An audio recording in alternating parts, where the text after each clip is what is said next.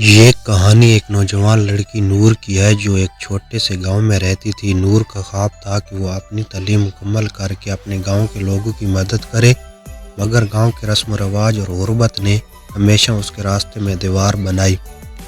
نور کے والد ایک غریب کسان تھے جو اپنی محدود آمدنی سے گھر کا خرچ چلانے کی جدوجہد میں لگے رہتے تھے، لیکن نور کے دل میں علم حاصل کرنے کی جو کوشش تھی وہ کسی صورت مدھم نہ ہوئی۔ نور کے گاؤں میں لڑکیوں کی تعلیم کو غیر ضروری سمجھا جاتا تھا۔ جب نور نے اسکول جانے کی خواہش ظاہر کی تو اسے شدید مخالفت کا سامنا کرنا پڑا۔ اس کی چچی نے طنز کرتے ہوئے کہا، لڑکیوں کو پڑھنے کی کیا ضرورت، انہیں تو بس گھر کے کام کرنے ہیں۔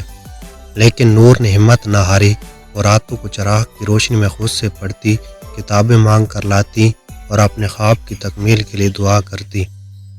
ایک دن گاؤں میں ایک NGO کے نمائندے آئے۔ انہوں نے لڑکیوں کی تعلیم کے لیے وظائف کا اعلان کیا۔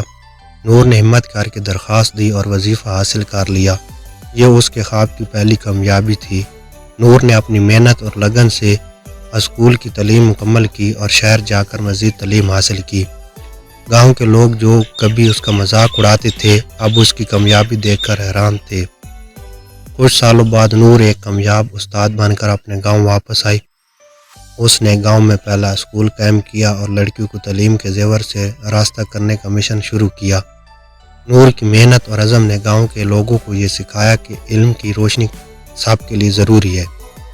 یہ کہانی ہمیں سکھاتی ہے کہ اگر انسان کا عزم مضبوط ہو تو کوئی بھی رکاوٹ اسے اپنے مقصد تک پہنچنے سے نہیں روک سکتی۔ اگر آپ کو ہماری یہ ویڈیو پسند آئی ہو تو ہمارے چینل کو لائک، شیئر اور سبسکرائب ضرور کر دیجیے گا۔ شکریہ۔